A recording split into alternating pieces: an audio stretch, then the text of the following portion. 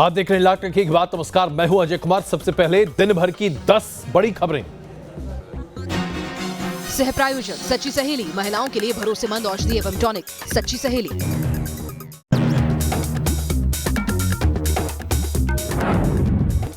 नागरिकता संशोधन बिल लोकसभा में पेश। कांग्रेस ने कहा संविधान की मूल भावना के खिलाफ है बिल। अमित शाह ने कहा किसी के साथ नहीं होगा अन्याय। अल्पसंख्यक को लेकर कोई भेदभाव नहीं।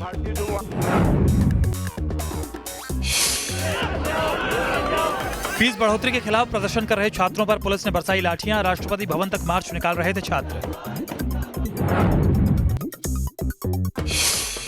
दिल्ली अग्निकांड के मुख्य आरोपी रेहान और मैनेजर फुकरान को 14 दिन की पुलिस रिमांड। मनोज तिवारी ने कहा आम आदमी पार्टी का कार्यकर्ता था, फैक्ट्री का मालिक। केजरीवाल दे जवाब। राजस्थान में उग्र हुआ फिल्म पानीपत का विरोध। जयपुर में जाट समुदाय ने की सिनेमा हॉल में तोड़फोड़। हिरासत में लिए गए 5 लोग। राजा सूरजमल की छवि से छेड़छाड़ का है आरोप।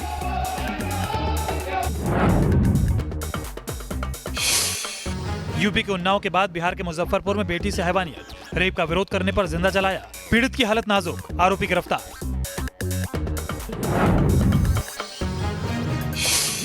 महिला अपराधों पर यूपी कैबिनेट का बड़ा फैसला। 2018 नए फास्ट ट्रैक कोर्ट खोलने को मंजूरी। 144 कोर्ट सिर्फ रेप की करेंगे सुनवाई।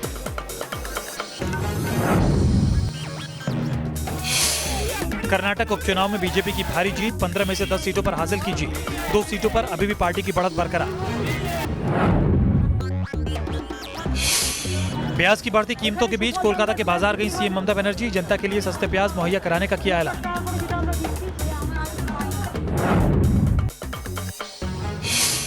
ओलंपिक खेलों में 4 साल के लिए बैन हुआ रूस। वर्ल्ड एंटी डोपिंग एजेंसी ने रूस के दिए डोपिंग के गलत आंकड़ों के कारण लगाया बैन। टोक्यो ओलंपिक में भी हिस्सा नहीं ले सकेगा रूस। न्यूजीलैंड में ज्वालामुखी विस्फोट ने ली 5 लोगों की जान। 18 हुए जख्मी। व्हाइट आइलैंड पर घूमने गए थे 50 पर्यटक। कुछ लोगों के फंसे होने की आशंका। ज्वालामुखी में दोबारा विस्फोट का खतरा है बरकरार।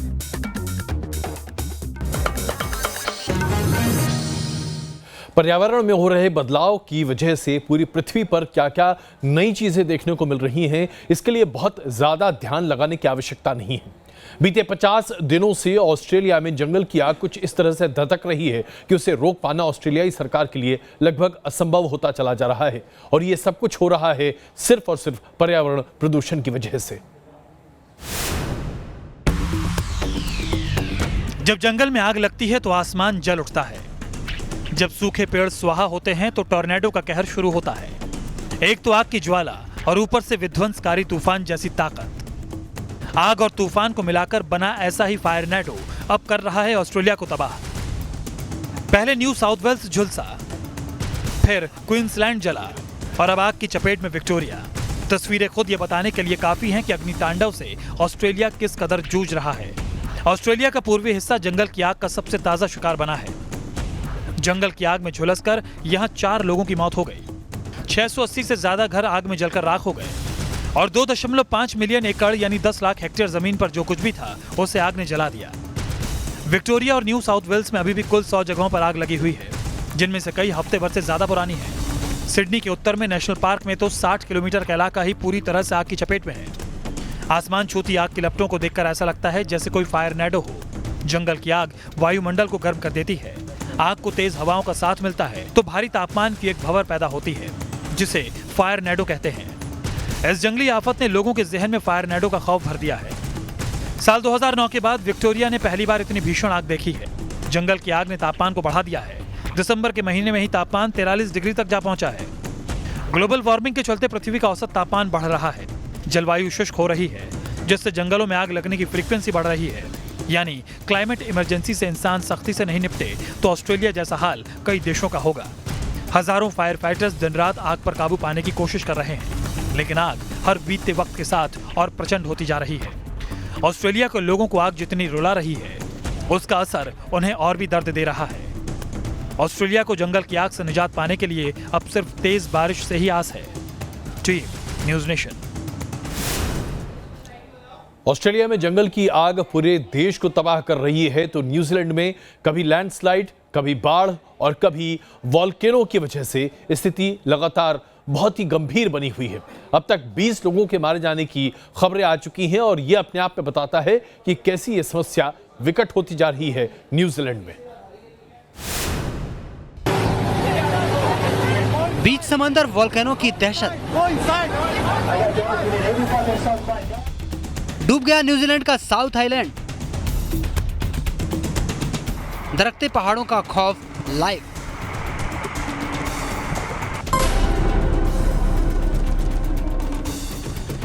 टूरिस्ट से भरी ये नाव शांत समंदर में सैलानियों को सैर करा रही थी कि अचानक सामने ज्वालामुखी में विस्फोट होता है और नाव में चीख पुकार मच जाती है। तस्वीरें न्यूजीलैंड के व्हाइट आइलैंड की हैं। सोमवार दोपहर 2:10 पर अचानक ज्वालामुखी फूट गया। अचानक हुए हादसे ने 5 सैलानियों को संभलने का मौका नहीं दिया और उनकी मौत हो गई, जबकि 50 से ज्यादा अभी भी लापता हैं। वोल्केनो में हुआ विस्फोट इतना शक्तिशाली था कि आसमान में करीब 12,000 फीट तक इसका धुआं और राख ऊपर उठते दिखाई दिए।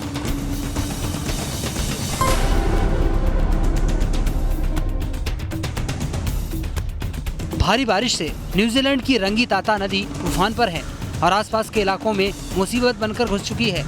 ड्रोन फुटेज देखकर ही अंदाजा लगाया जा सकता है कि आसमानी आफत ने न्यूजीलैंड को किस कदर पानी पानी कर दिया है।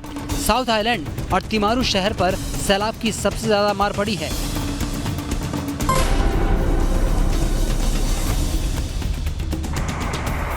बारिश ने जमीन को दलदल किया ही पहाड़ों को भी खोखला कर दिया है। रंगीताता नदी के किनारे चट्टान के टूटकर गिरने का ये वीडियो देखिए। फिलहाल इस घटना में किसी की जान नहीं गई, लेकिन अगर नदी में किनारे पर कोई नाव होती तो हादसा बड़ा हो सकता था। कुदरत के ट्रिपल गुस्से से साउथ आइलैंड में स्टेट इमरजेंसी लगी हुई है। Team news nation. हमने आपको ऑस्ट्रेलिया और न्यूजीलैंड का हाल दिखाया, अब आपको वहां से हजारों किलोमीटर दूर आयरलैंड की स्थिति दिखाते हैं, जहां पर ऐसा लग रहा है कि ये चक्रवाती तूफान पूरे देश को तबाह कर देगा। समुद्र का ये तूफान पूरे आयरलैंड को डरा रहा है। एटिया नाम का ये तूफान न सिर्फ बहुत भयावह है, बल्कि ये काफी ज्यादा असरदार भी।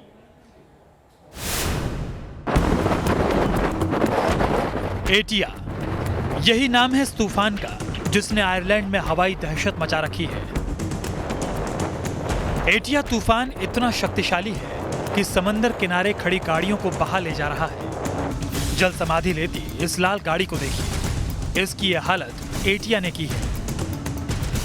एटिया तूफान ने जितनी खलबली शहरों में मचाई है, उतनी ही हलचल समंदर में भी है। तेज तूफान के चलते आयरलैंड के कैरी में कई जगह लहरों का तांडव देखने को मिला। तूफान की आवाज और लहरों का आकार किसी के भी मन में खौफ भरने के लिए काफी है। एटिया का भयानक रूप देखते हुए आयरलैंड के तटीय इलाकों में अलर्ट घोषित कर दिया गया है और लोगों को इमरजेंसी नंबर भी जारी कर दिए गए हैं। नेशनल पार्क और स्कूल बंद कर दिए गए हैं। 300 से भी ज्यादा घरों में बिजली नहीं है और लोग अपने ही घर में कैद होने को मजबूर हैं। प्रशासन ने भी लोगों को घर से बाहर ना निकलने की सलाह दी है। बावजूद इसके कुछ लोग उफनती लहरों के बीच काइट सर्फिंग कर रहे हैं। कोस्ट गार्ड की टीम तटीय इलाकों में अलर्ट पर है। ग्रेट ब्रिटेन की बात करें तो एटिया इस सीजन का पहला तूफान है। आशंका जताई जा रही थी कि एटिया तूफान इंग्लैंड में भी कहर मचाएगा, लेकिन इसके आसार बेहद कम बताए जा रहे हैं। जी न्यूज़ नेशन। गृह मंत्री अमित शाह ने आज नागरिक संशोधन विधेयक को प्रस्तुत कर दिया है। यह बिल प्रस्तुत किया गया है लोकसभा और राज्यसभा दोनों जगहों पर। राज्यसभा में कल इस पर बहस होगी। इस बिल के साथ ही गृह मंत्री का स्पष्ट तौर से कहना था कि भारतीय जनता पार्टी के ऊपर जो लोग ये आरोप लगा रहे हैं कि अल्पसंख्यक खास करके मुसलमानों के विरोध में है, जब ये इस बिल को पढ़ेंगे तो समझ जाएंगे कि कैसे भारतीय जनता पार्टी की अगुवाई की सरकार देश की सुरक्षा के लिए और हिंदू नागरिकों की सुरक्षा के लिए ये सब कुछ कर रही है। सभापति महोदय, मैं भारी शोर शराबे और जोरदार हंगामे के बीच आज लोकसभा में गृह मंत्री अमित शाह ने नागरिकता संशोधन विधेयक यानी सिटीजनशिप अमेंडमेंट बिल पेश किया। जिस बिल को मैं पुनर्स्थापित करने के लिए प्रस्ताव लेकर आया हूं। लोकसभा में इस बिल को पेश किए जाने के लिए विपक्ष ने वोटिंग की मांग की और जब मतदान खत्म हुआ तो सदन में 82 के मुकाबले 293 वोटों से इस विधेयक को पेश करने की मंजूरी दे दी।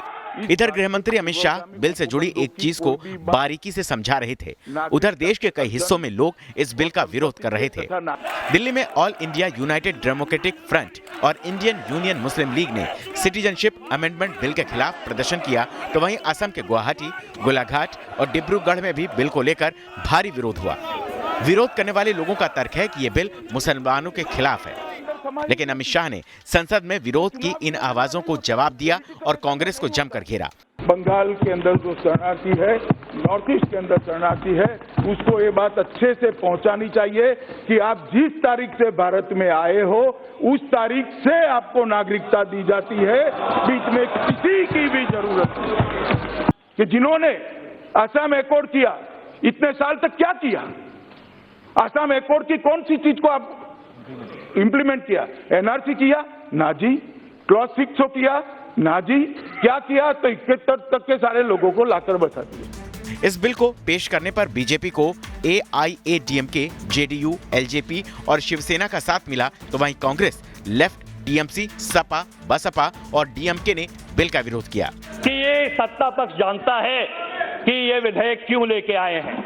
हम भी जानते हैं कि ये विधेयक क्यों लेके आए हैं और ये जनता भी जानती है कि ये विधेयक क्यों लेके आए हैं। पर मैं सिर्फ सरकार को आगाह करना चाहता हूं कि इतिहास की आंखों ने वो फलक भी देखे हैं, लम्हों ने गलती की और सदियों ने सजा पाई है। बांग्लादेश, पाकिस्तान और अफगानिस्तान, इन 3 देशों के अल्पसंख्यकों के लिए बने इस बिल में मुसलमानों के लिए कोई जगह नहीं है। विपक्ष इसलिए इसका विरोध कर रहा है और इसे संविधान के खिलाफ बता रहा है। लेकिन बीजेपी और अमित शाह दोनों को अपने दावे पर यकीन है और ये भी यकीन है कि जल्द ही ये बिल कानून की शक्ल लेगा। लेकिन तब तक सियासी घमासान भी जारी रहेगा, ये भी तय है। Team news nation.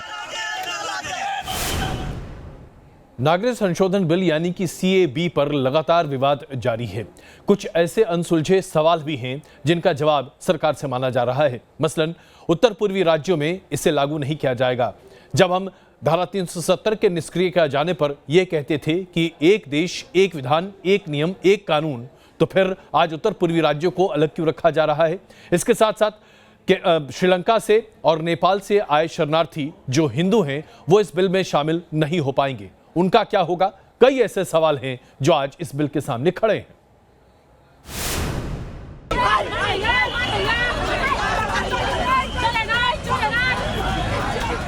नागरिकता संशोधन बिल का विरोध करते हुए ज्यादातर विपक्षी दल धर्म के आधार पर भेदभाव का आरोप लगा रहे हैं। लेकिन इस बिल में सिर्फ मुसलमानों के लिए ही नहीं, भारत के पड़ोसी नेपाल और श्रीलंका से आने वाले हिंदू शरणार्थियों को लेकर भी कोई प्रावधान नहीं है। इसके अलावा इस बिल में जिक्र किया गया है कि इस कानून का कोई हिस्सा असम, मेघालय, मिजोरम और त्रिपुरा के जनजातीय इलाकों पर लागू नहीं होगा। संविधान की 6ठी सूची में शामिल बंगाल ईस्टर्न फ्रंटियर रेगुलेशन 1873 के मुताबिक राज्यों में इंटरलाइन के तहत आने वाले हिस्सों पर भी लागू नहीं होगा। मतलब उत्तर पूर्व के जिन राज्यों में इस बिल की वजह से पशुपेश बढ़ेगा, उन्हें अगर नक्शे पर देखें तो अरुणाचल प्रदेश का बाहरी इलाका, नागालैंड, मिजोरम, ये वैसे हिस्से हैं जहां जाने के लिए भारतीयों को भी परमिट लेना होता है। इसके अलावा असम, मेघालय और त्रिपुरा के ये वो हिस्से हैं जिन्हें संविधान के तहत विशेष अधिकार मिले हुए हैं। सवाल यह है कि क्या नए बिल के मुताबिक भारत की नागरिकता पाने वालों को भी इन इलाकों में जाने के लिए वैसे ही परमिट लेना पड़ेगा? सवाल यह भी है कि इन इलाकों में पहले से रह रहे बांग्लादेशियों का क्या होगा? Team news nation. ऐसा लगता है जैसे कि पूरे देश में एक बहुत बड़े बदलाव की आवश्यकता है, और वो इसलिए क्योंकि हैदराबाद और उन्नाव के बाद देश में एक बार फिर इस तरह की खबर आई है जिसने हर किसी को झकझोर कर रख दिया है। बिहार के मुजफ्फरपुर में एक लड़की के साथ ऐसी दरिंदगी की गई कि उसकी दास्तां हम आपको क्या बता सकते हैं। लेकिन गुनहगारों ने उस लड़की को जिंदा जला डाला।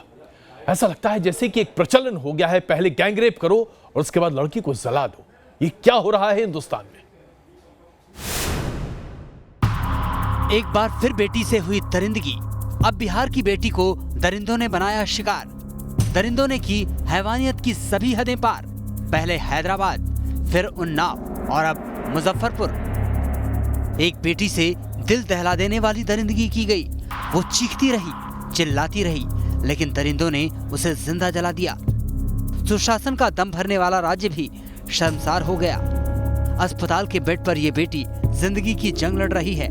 परिवार बता रहा है कि ऐसी दरिंदगी की गई जिसे आप भी सुनेंगे तो रूह कांप जाएगी। और लड़का सर थोड़ा बदमाश टाइप का है सर। तो वो देखी तो वो डर के अंदर चली गई सर।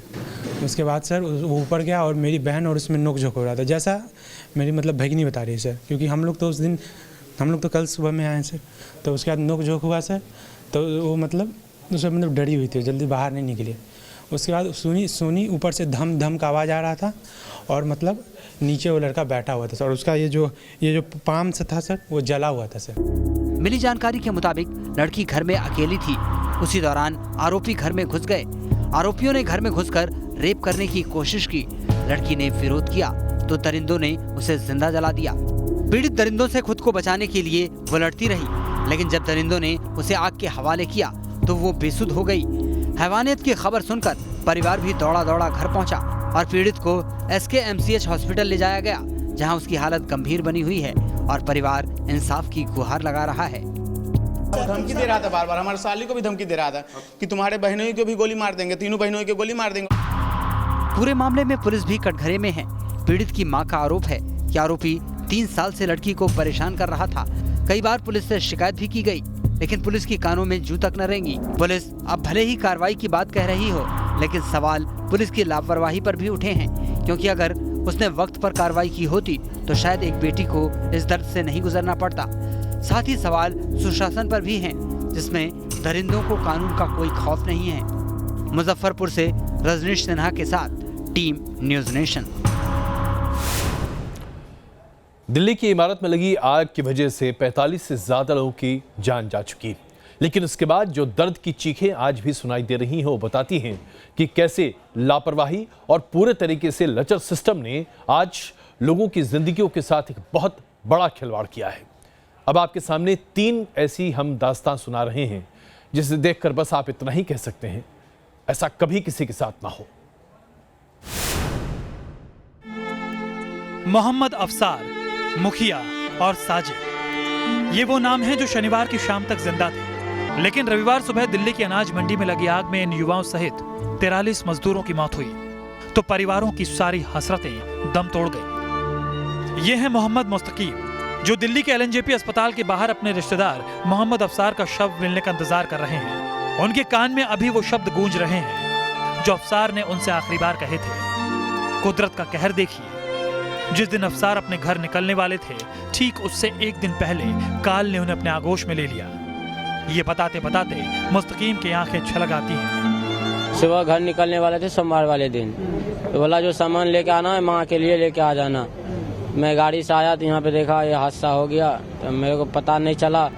कुछ ऐसा ही हाल मोहम्मद साबिर का है, जिनका 12 साल का बेटा मुखिया अनजाने में इस हादसे का शिकार हो गया। दरअसल साबिर ने अपने दामाद के साथ बेटे को दिल्ली भेजा ताकि वो पढ़ लिख सके और बुढ़ापे में माँ बाप का सहारा बने, लेकिन कुदरत को कुछ और ही मंजूर था। इससे पहले कि मुखिया स्कूल में दाखिला लेता और अपने मम्मी पापा के ख्वाबों को पूरा करने के लिए कदम बढ़ाता, मौत ने दस्तक दी और तमाम सपने खाक हो गए। आया था पढ़ाई के लिए कि मैं पढ़ाई उसको करवाऊंगा, तो 7 दिन 6 दिन तो लग जाता है ना कहीं करने में। मायूस चेहरा, बुझी आंखें और हाथों में भाई की तस्वीर। ये है जावेद, जिनके भाई साजिद की हादसे में जान चली गई। वो बेबसी और लाचारी से भरे हैं। ये बताते उनकी रूह कांप जाती है कि उन्हें हादसे के बारे में पता कैसे चला। मैंने ही कॉल किया था, मैं अपने भाई के नंबर पे, तो मेरे भाई का फ़ोन किसी एम्बुलेंस ड्राइवर के पास था, तो एम्बुलेंस ड्राइवर ने बताया कि ये जिसका भी फ़ोन है वो बेहोश पड़ा है, आप जो भी हो जहाँ भी हो वो हॉस्पिटल पे आ जाओ। तो मैंने उससे काफ़ी कांटेक्ट करने की कोशिश की, उन्होंने फिर दोबारा रिसीव नहीं किया फ़ोन, अभी तक रिसीव नहीं किया। बस इतना ही बात बताया था, ये हॉस्पिटल का नाम बता रहा था और फ़ोन के बारे में बता रहा था। ये बुरी तरह से घायल हैं और बेहोश हैं, आप आके इनसे मिल लीजिए। जावेद के मुताबिक उनका भाई कमरे में फंसा था। वो मदद की गुहार लगा रहा था, लेकिन आग और धुएं के बीच उस तक मदद नहीं पहुंची और उसने दम तोड़ दिया।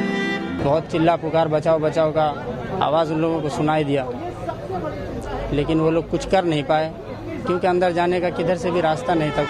अपनों की मौत से ये लोग सदमे में हैं। उन्हें अब भी यकीन नहीं हो रहा कि किसी का भाई, किसी का बेटा अब इस दुनिया में नहीं रहा। जी न्यूज़ नेशन।